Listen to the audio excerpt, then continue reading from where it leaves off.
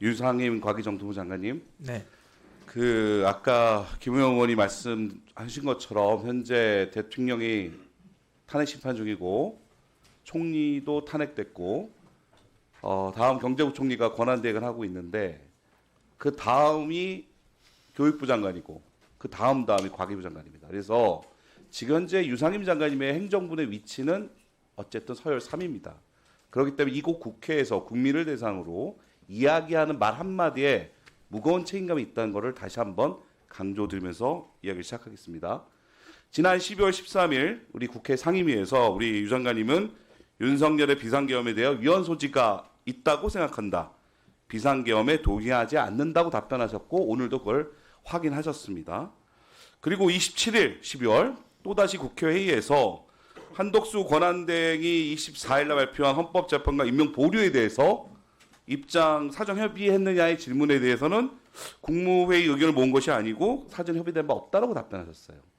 그런 찰나에 12월 31일 최상목 권한대행이 헌법재판관 2명을 임명한다고 발표하니까 언론을 통해 발표된 거, 또 오늘 확인한 바에 의하면 좀 회의에 관련전에 좀 소통을 했으면 좋겠는데 국무회의 이후에 간담회 자리에서 왜 논의하지 않았냐라고 개인 의견을 표시하셨습니다. 저는 궁금한 게 아까 말씀드렸듯이 행정부의 지금 현재 3위의 서열을 갖고 있는 매우 중요한 입장에서 한덕수 권한대행의 협의에 대해서는 전혀 말하지 않다가 왜 현재 여야 합의를 통해서 헌법 국회의 권한으로 당연히 임명해야 될 거를 그것도 3명에 2명을 아주 부정확하게 임명한 최상목 권한대행에 대해서 칭찬을 못할 망정 부정적 의견을 뉘앙스로 왜 협의하지 않았냐라고 이야기한 것은 저는 개인적으로 되게 부적절했다라는 생각이 좀 듭니다. 왜 입장이 달라지신 겁니까? 아니요, 저는 입장을 달리한 적은 없습니다. 그렇다면 저는 개인적으로 유수한 대학에서 우수한 교수님으로서 후진을 양성하셨고 지금도 과기부 장관으로서 8월 19일 임명된 이후에 해외에서 과학기술 대한민국 역량강을 위해서 국제회의도 갔다 오시고 열심히 동분서주했던 장관님을 기억합니다. 근데 장관님이 지금 흔들리면 옆에 있는 차관님들, 뒤에 있는 국장, 실장님들 흔들립니다. 그렇기 때문에 장관님께 다시 한번 이걸 설명드릴게요. 지금 오늘 국민의힘 의원께서 자꾸만 국민 여론을 기반으로 호도하고 계시는데 윤석열의 비상계엄에서의 내란죄는 형법상 내란죄 여부를 일반 법원에서 판단하면 됩니다. 근데 지금 헌법을 위반해서 직무가 정지된 대통령에 대해서 파면할지 말지를 헌법재판소가 지금 심리를 시작한 겁니다. 그럼 헌법재판소는 일반 형법상의 내란죄 여부를 다툴 것이 아니라 윤석열 대통령이 국민들 앞에 선서했던 헌법을 준수했는지, 즉 헌법 위반 여부에 대해서만 판단하면 되는 겁니다. 그래서 이것은 전혀 내란죄 여부와 성립 여부와 상관이 없는 겁니다. 신속하게 파면하든 아니면 파면할 사유가 없어서 복귀하든 결정이 돼야 됩니다. 그래야지만 대한민국 국민 대다수가 원하는 국정 안정과 민생 회복이 진행된다고 저는 봅니다. 하나 더 말씀드릴게요. 그렇다면 비상계엄이 위헌적이었냐, 위법적에 대한 논리는 계엄법상 나와 있습니다. 12상 계엄이 과연 전시, 사변 등 계엄법에서 명시한 필요 조건이었는지 여기다 판단할 겁니다. 헌법재판소에서.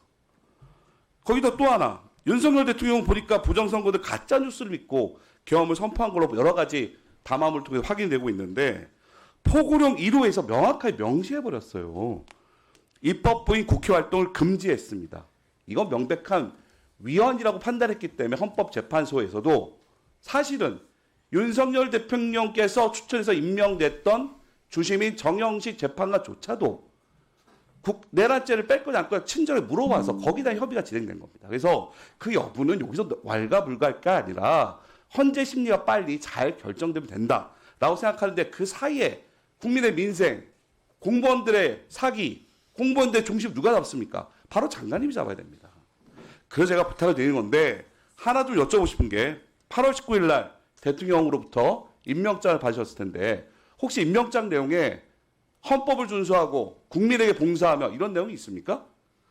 대통령 선서문에는 제가 확인을 했는데 기억 안 나시죠, 사실? 예, 기억나죠. 임명장에 아마 그런데 그런 내용이 있을 거예요. 근데 제가 좀 헌법을 요즘에 보게 됩니다. 근데 헌법 7조에 우리 공직자가 얼마나 중요한지 나옵니다. 1조에 대한민국 민주공화국이다. 모든 권력 국민으로부터 나온다는 가장 중요한 게 1조고요. 무려 7조에 130조 중에 7조에 공무원의 내용이 정의가 됩니다. 공무원은 국민 전체에 대한 봉사자이며 국민에 대하여 책임을 진다. 그래서 공무원은 신분과 정치적 중립성은 법률에 정하는 바에 따라서 보장된다. 현재 정쟁으로 이렇게 나라가 시끄러울 때는 공무원들은 딱 그 정의치에서 자기 일을 열심히 하면 됩니다. 근데 과연 과기부와 국무위원들은 과연 그렇게 했는지 한번 돌아보시고 부족한 게 있다면 챙겨주시기 바랍니다. 또한 헌법 8조 사망 뭐라 나오냐 정당이 나옵니다. 이건 국민의힘 의원님께 좀 들려드리고 싶은데 한 분밖에 없어서 매우 아쉽습니다. 대한민국 정당은 법률에 정하는 바에 따라서 국가의 보호를 받습니다. 그리고 국가는 법률에 따라서 자금까지 지원해 줍니다. 하지만 거기다 책무도 따릅니다. 제 사항을 보면 헌법 8조 사항입니다. 정당의 목적이나 활동이 민주적 기본 질서에 위배될 때에는 정부는 헌법재판소에 그 해산을 제소할 수 있고 정당은 헌법재판소의 심판에 해산된다. 박근혜 정부 때 사례가 있습니다. 과연 현재 국민의힘의 일부 의원들이겠지만 과연 민주적 절차인 법치주의와 과연 국회 존중에 대한 상권 분립의 정신을 과연 따르고 있는지 심히 유감스러운 상황입니다. 저는 유상임 장관께 다시 한번 부탁드립니다. 비록 대통령으로부터 임명장 받았지만 그건 대통령도 국민이 투표로 의해서 선출된 권력일 뿐입니다. 장관님께 지금 장관님이 봉사해야 될 대상자는 윤석열 대통령이 아니라 여당이 국민의힘이 아니라 어찌 보면 더 크게 보면 국민이란 뜻입니다. 그런 측면에서 다소 국회에서 언짢은 상황이 생기더라도 1분 더 드리죠. 국민을 대하는 것이기 때문에 조금 언행에 국민을 대한다는 자세로 존중을 보여줬으면 좋겠으며 다시 한번 말씀드리지만 장관님이야 유수한 학자시고 정무직 끝나면 장관으로서 다시 학교로 가시거나 세계 석학들하고 과학기를 논의할 수 있지만 그 뒤에 앉아있는 차관님들뿐만 실국장 과장들은 도대체 무슨 죄입니까? 제 뭐 고위공무원한테 비상경위에 가서 아유 고민 마시오 했더니 죄송합니다 이렇게 답이 나와요. 뭐가 죄송합니까? 비상계엄 불법은 대통령이 했는데 그리고 몇몇 수뇌들이 했는데 그러한 과기부 직원들 이거 방통위원장 오셨으면 부탁드리면 조성 처장님께서 같이 부탁드립니다. 처장님 예. 방통위도 여러 가지 고생했지만 지금은 공직자들이 자기 일을 할 때입니다. 그래서 우리 장관님과 조성 처장님께 다시 한번 헌법심판소의 결정이 날 때까지 공직사의 중심을 잡아주시길 간곡하게 부탁드리겠습니다. 네, 이상입니다. 박 의원님 말씀 유념하겠습니다.